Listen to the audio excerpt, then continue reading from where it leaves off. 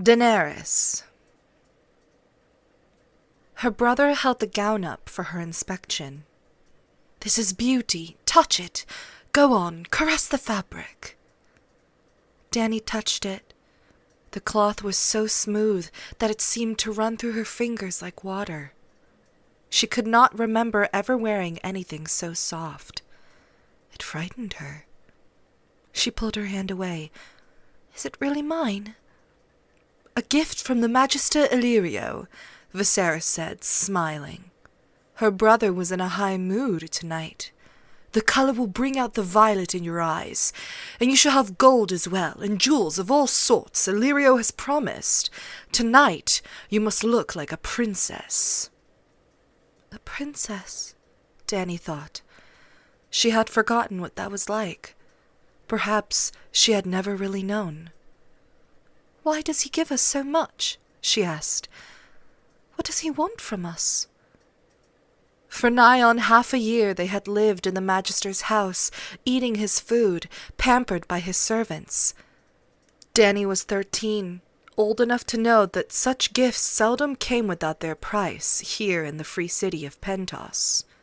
"Illyrio's no fool," Viserys said. He was a gaunt young man with nervous hands and a feverish look in his pale lilac eyes. "The Magister knows that I will not forget my friends when I come into my throne." Dany said nothing. Magister Illyrio was a dealer in spices, gemstones, dragonbone, and other less savory things. He had friends in all of the 9 free cities, it was said, and even beyond, in Veas Dothrak and the fabled lands beside the Jade Sea. It was also said that he'd never had a friend he wouldn't cheerfully sell for the right price.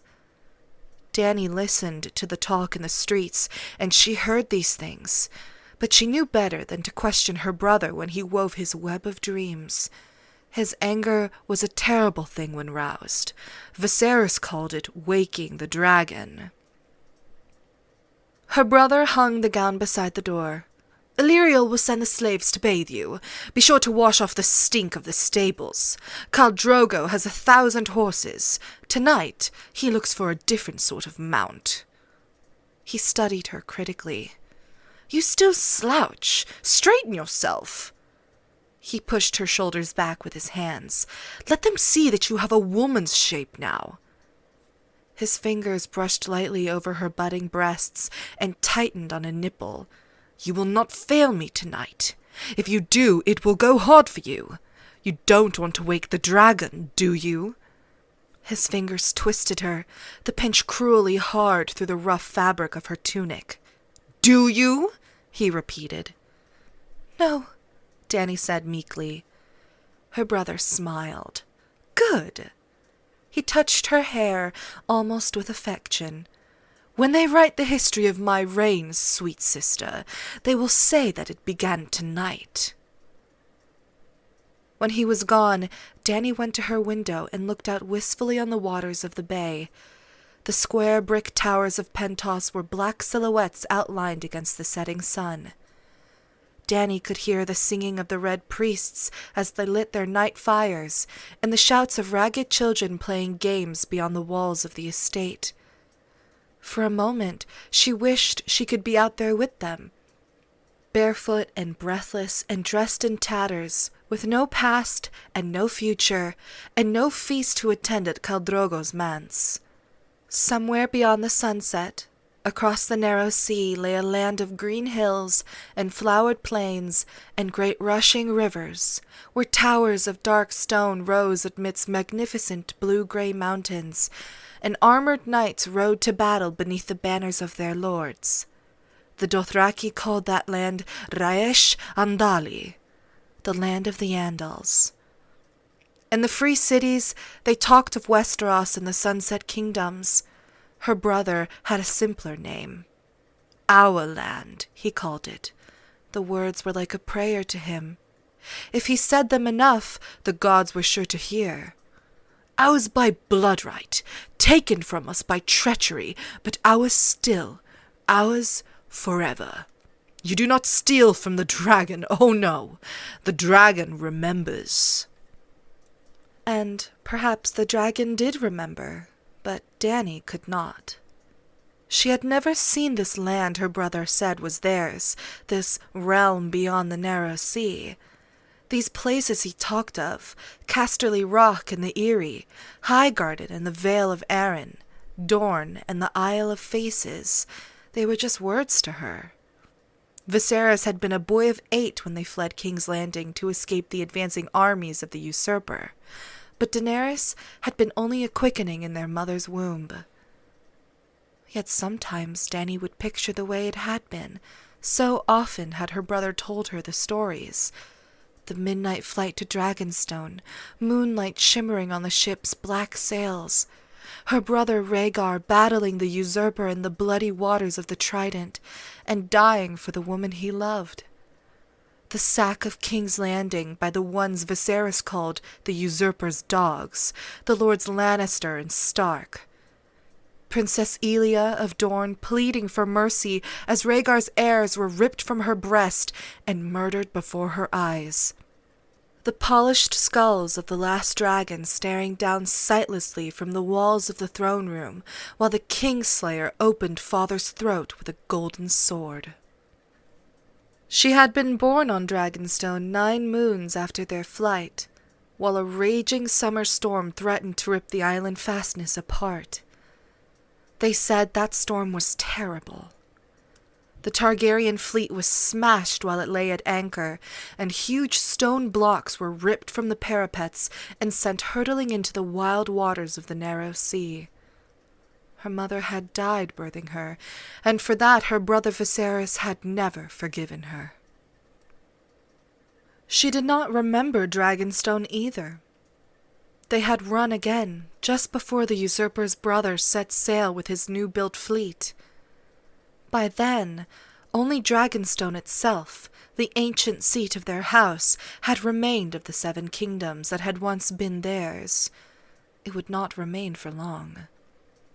The garrison had been prepared to sell them to the usurper, but one night Sir Willem Darry and 4 loyal men had broken into the nursery and stolen them both, along with her wet nurse, and set sail under cover of darkness for the safety of the Bravosian coast.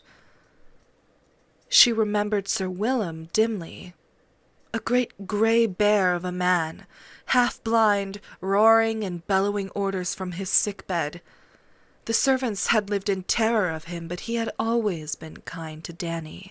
He called her little princess, and sometimes my lady, and his hands were soft as old leather. He never left his sick-bed, though, and the smell of sickness clung to him day and night.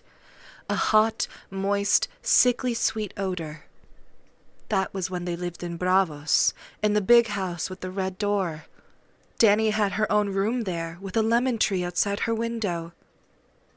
After Sir Willem had died, the servants had stolen what little money they had left, and soon after they had been put out of the big house. Dany had cried when the red door closed behind them forever. They had wandered since then, from Braavos to Myr, from Myr to Tyrosh, and on to Qohor and Volantis and Lys, never staying long in any one place. Her brother would not allow it. The usurper's hired knives were close behind them, he insisted, though Dany had never seen one. At first, the magisters and archons and merchant princes were pleased to welcome the last Targaryens to their homes and tables. But as the years passed, and the usurper continued to sit on the Iron Throne, doors closed, and their lives grew meaner. Years passed, they had been forced to sell their last few treasures, and now even the coin they had gotten from Mother's crown had gone. In the alleys and wine-sinks of Pentos, they called her brother the Beggar King. Dany did not want to know what they called her. "We will have it all back some day, sweet sister," he would promise her. Sometimes his hands shook when he talked about it. "The jewels and the silks, Dragonstone and King's Landing, the Iron Throne and the 7 kingdoms, all they have taken from us, we will have it back." Viserys lived for that day. All that Daenerys wanted back was the big house with the red door, the lemon tree outside her window, the childhood she had never known. There came a soft knock on her door. "Come," Dany said, turning away from the window. Illyrio's servants entered, bowed, and set about their business. They were slaves, a gift from one of the Magister's many Dothraki friends. There was no slavery in the free city of Pentos. Nonetheless, they were slaves. The old woman, small and grey as a mouse, never said a word, but the girl made up for it. She was Illyrio's favourite, a fair-haired, blue-eyed wench of 16 who chattered constantly as she worked. They filled her bath with hot water brought up from the kitchen and scented it with fragrant oils. The girl pulled the rough cotton tunic over Dany's head and helped her into the tub. The water was scalding hot, but Daenerys did not flinch or cry out. She liked the heat. It made her feel clean. Besides, her brother had often told her that it was never too hot for a Targaryen. "Ours is the house of the dragon," he would say. "The fire is in our blood." The old woman washed her long, silver-pale hair and gently combed out the snags, all in silence. The girl scrubbed her back and her feet and told her how lucky she was. "Drogo is so rich that even his slaves wear golden collars. 100,000 men ride in his Khalasar, and his palace in Vaes Dothrak has 200 rooms and doors of solid silver." There was more like that, so much more. What a handsome man the Khal was, so tall and fierce, fearless in battle, the best rider ever to mount a horse, a demon archer. Daenerys said nothing. She had always assumed that she would wed Viserys when she came of age. For centuries the Targaryens had married brother to sister, since Aegon the Conqueror had taken his sisters to bride. The line must be kept pure, Viserys had told her 1,000 times. Theirs was the king's blood, the golden blood of old Valyria, the blood of the dragon. Dragons did not mate with the beasts of the field, and Targaryens did not mingle their blood with that of lesser men. Yet now Viserys schemed to sell her to a stranger, a barbarian. When she was clean, the slaves helped her from the water and toweled her dry. The girl brushed her hair until it shone like molten silver, while the old woman anointed her with the spice flower perfume of the Dothraki plains, a dab on each wrist, behind her ears, on the tips of her breasts, and one last one, cool on her lips, down there between her legs.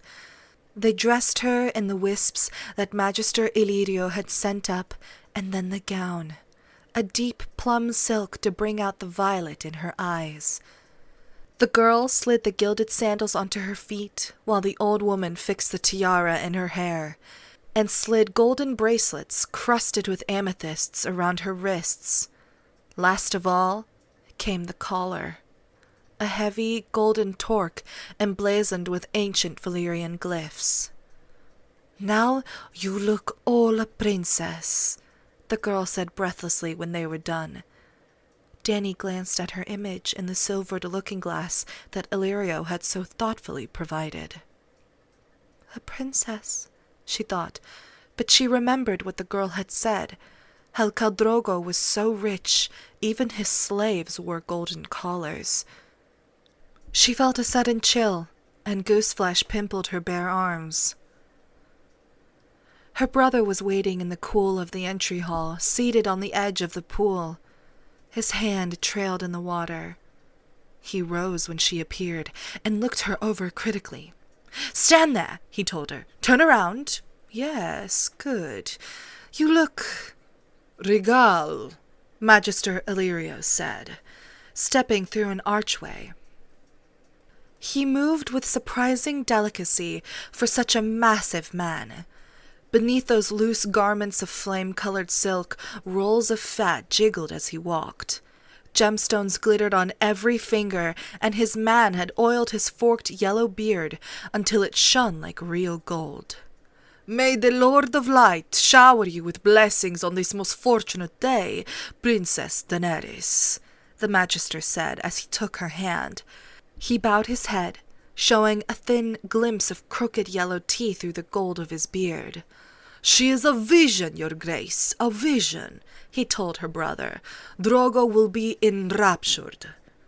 She's too skinny, Viserys said. His hair, the same silver blonde as hers, had been pulled back tightly behind his head and fastened with a dragon-bone brooch. It was a severe look that emphasized the hard, gaunt lines of his face. He rested his hand on the hilt of the sword that Illyrio had lent him, and said, "Are you sure that Khal Drogo likes his women this young?" "She has had her blood. She is old enough for the Khal," Illyrio told him, "not for the first time. Look at her, that silver gold hair, those purple eyes. She is the blood of old Valyria, no doubt, no doubt. And high-born, a daughter of the old king, sister to the new. She cannot fail to entrance our Drogo." When he released her, Daenerys found herself trembling. "I suppose," her brother said thoughtfully, "the savages have queer tastes. Boys, horses, sheep." "Best not suggest this to Khal Drogo," Illyrio said. Anger flashed in her brother's lilac eyes. "Do you take me for a fool?" The Magister bowed slightly. "I take you for a king. Kings lack the caution of common men. My apologies if I have given offense." He turned away and clapped his hands for his bearers. The streets of Pentos were pitch dark when they set out in Illyrio's elaborately carved palanquin. 2 servants went ahead to light their way, carrying ornate oil lanterns with panes of pale blue glass, while a dozen strong men hoisted the poles to their shoulders. It was warm and close inside behind the curtains. Dany could smell the stench of Illyrio's pallid flesh through his heavy perfumes. Her brother, sprawled out on his pillows beside her, never noticed. His mind was away, across the narrow sea. "We won't need his whole Khalasar," Viserys said. His fingers toyed with the hilt of his borrowed blade, though Dany knew he had never used a sword in earnest. 10,000 would be enough. I could sweep the 7 kingdoms with 10,000 Dothraki screamers. The realm will rise for its rightful king. Tyrell, Redwine, Darry, Greyjoy, they have no more love for the usurper than I do. The Dornishmen burn to avenge Elia and her children, and the small folk will be with us. They cry out for their king." He looked at Illyrio anxiously. "They do, don't they?" "They are your people, and they love you well," Magister Illyrio said amiably. "In holdfasts across the realm, men live secret toasts to your health, while women sew dragon banners and hide them against the day of your return from across the water." He gave a massive shrug. "Or so my agents tell me." Dany had no agents, no way of knowing what anyone was doing or thinking across the narrow sea, but she mistrusted Illyrio's sweet words, as she mistrusted everything about Illyrio. Her brother was nodding eagerly, however. "I shall kill the usurper myself," he promised, he who had never killed anyone, "as he killed my brother Rhaegar, and Lannister too, the Kingslayer, for what he did to my father." "That would be most fitting," Magister Illyrio said. Dany saw the smallest hint of a smile playing around his full lips, but her brother did not notice. Nodding, he pushed back a curtain and stared off into the night, and Dany knew he was fighting the Battle of the Trident once more. The 9-towered manse of Khal Drogo sat beside the waters of the bay, its high brick walls overgrown with pale ivy. It had been given to the Khal by the Magisters of Pentos, Illyrio told them. The free cities were always generous with the horse lords. "It is not that we fear these barbarians," Illyrio would explain with a smile. "The Lord of Light would hold our city walls against 1,000,000 Dothraki, or so the Red Priests promise." Yet why take the chance when their friendship comes so cheap? Their palanquin was stopped at the gate, the curtains pulled roughly back by one of the house guards. He had the copper skin and dark almond eyes of a Dothraki, but his face was hairless, and he wore the spiked bronze cap of the Unsullied. He looked them over coldly. Magister Illyrio growled something to him in the rough Dothraki tongue. The guardsman replied in the same voice and waved them through the gates. Dany noticed that her brother's hand was clenched tightly around the hilt of his borrowed sword. He looked almost frightened as she felt. "Insolent eunuch!" Viserys muttered as the palanquin lurched up toward the manse. Magister Illyrio's words were honey. "Many important men will be at the feast tonight. Such men have enemies. The Khal must protect his guests, yourself chief among them, your grace. No doubt the usurper would pay well for your head." "Oh, yes," Viserys said darkly. "He has tried, Illyrio, I promise you that. His hired knives follow us everywhere. I am the last dragon, and he will not sleep easy while I live." The palanquin slowed and stopped. The curtains were thrown back, and a slave offered a hand to help Daenerys out. His collar, she noted, was ordinary bronze. Her brother followed, one hand still clenched hard around his sword hilt. It took 2 strong men to get Magister Illyrio back on his feet. Inside the manse, the air was heavy with the scent of spices, pinchfire, and sweet lemon and cinnamon. They were escorted across the entry hall, where a mosaic of colored glass depicted the doom of Valyria. Oil burned in black iron lanterns all along the walls. Beneath an arch of twisting stone leaves, a eunuch sang their coming. "Viserys of the House Targaryen, the 3rd of his name," he called in a high, sweet voice. "King of the Andals, and the Rhoynar, and the First Men, Lord of the 7 Kingdoms, and Protector of the Realm. His sister, Daenerys Stormborn, Princess of Dragonstone. His honorable host, Illyrio Mopatis, Magister of the Free City of Pentos." They stepped past the eunuch into a pillared courtyard overgrown in pale ivy. Moonlight painted the leaves in shades of bone and silver as the guests drifted among them. Many were Dothraki horse lords, big men with red-brown skin, their drooping mustachios bound in metal rings, their black hair oiled and braided and hung with bells. Yet among them moved bravos and sellswords from Pentos and Myr and Tyrosh, a red priest even fatter than Illyrio, hairy men from the port of Ibn, and lords from the Summer Isles with skin as black as ebony. Daenerys looked at them all in wonder, and realized, with a sudden start of fear, that she was the only woman there. Illyrio whispered to them, "Those 3 men are Drogo's blood riders, there," he said. "By the pillar is Khal Moro, and his son Rogoro. The man with the green beard is brother to the Archon of Tyrosh, and the man behind him is Ser Jorah Mormont." The last name caught Daenerys. "A knight?" "No less," Illyrio smiled through his beard, "anointed with the 7 oils by the High Septon himself." "What is he doing here?" she blurted.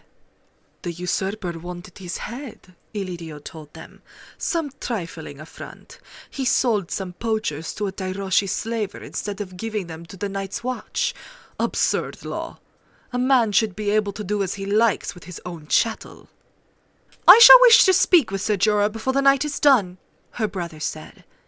Dany found herself looking at the knight curiously. He was an older man, past 40 and balding, but still strong and fit. Instead of silks and cottons, he wore wool and leather. His tunic was a dark green, embroidered with the likeness of a black bear standing on 2 legs. She was still looking at this strange man from the homeland she had never known when Magister Illyrio placed a moist hand on her bare shoulder. "Over there, sweet princess," he whispered. "There is the Khal himself." Dany wanted to run and hide, But her brother was looking at her, and if she displeased him, she knew she would wake the dragon. Anxiously she turned and looked at the man Viserys hoped would ask to wed her before the night was done. The slave girl had not been far wrong, she thought. Khal Drogo was a head taller than the tallest man in the room, yet somehow light on his feet, as graceful as the panther in Illyrio's menagerie. He was younger than she thought, no more than 30. His skin was the color of polished copper, his thick mustachios bound with gold and bronze rings. "I must go and make my submissions," Magister Illyrio said. "Wait here, I shall bring him to you." Her brother took her by the arm as Illyrio waddled over to the Khal, his fingers squeezing her so hard they hurt. "Do you see his braid, sweet sister?" Drogo's braid was black as midnight and heavy with scented oil, hung with tiny bells that rang softly as he moved. It swung well past his belt, below even his buttocks, the end of it brushing against the back of his thighs. "You see how long it is," Viserys said. "When Dothraki are defeated in combat, they cut off their braids in disgrace, so the world will know their shame. Khal Drogo has never lost a fight. He is Aegon the Dragon Lord come again, and you will be his queen." Dany looked at Khal Drogo. His face was hard and cruel, his eyes as cold and dark as onyx. Her brother hurt her sometimes when she woke the dragon, but he did not frighten her the way this man frightened her. "I don't want to be his queen," she heard herself say in a small, thin voice. "Please, please, Viserys, I don't want to. I want to go home." "Home?" He kept his voice low, but she could hear the fury in his tone. "How are we to get home, sweet sister? They took our home from us." He drew her into the shadows, out of sight, his fingers digging into her skin. "How are we to go home?" he repeated, meaning King's Landing and Dragonstone and all the realm they had lost. Dany had only meant their rooms in Illyrio's estate. No true home, surely, though all they had. But her brother did not want to hear that. There was no home for him. Even the big house with the red door had not been home for him. His fingers dug hard into her arm, demanding an answer. "I don't know," she said at last, her voice breaking. Tears welled in her eyes. "I do," he said sharply. "We go home with an army, sweet sister, with Khal Drogo's army. That is how we go home. And if you must wed him and bed him for that, you will." He smiled at her. "I'd let his whole Khalasar fuck you, if need be, sweet sister. All 40,000 men, and their horses too, if that was what it took to get my army. Be grateful it is only Drogo. In time, you may even learn to like him. Now dry your eyes. Illyrio is bringing him over, and he will not see you crying." Dany turned and saw that it was true. Magister Illyrio, all smiles and bows, was escorting Khal Drogo over to where they stood. She brushed away unfallen tears with the back of her hand.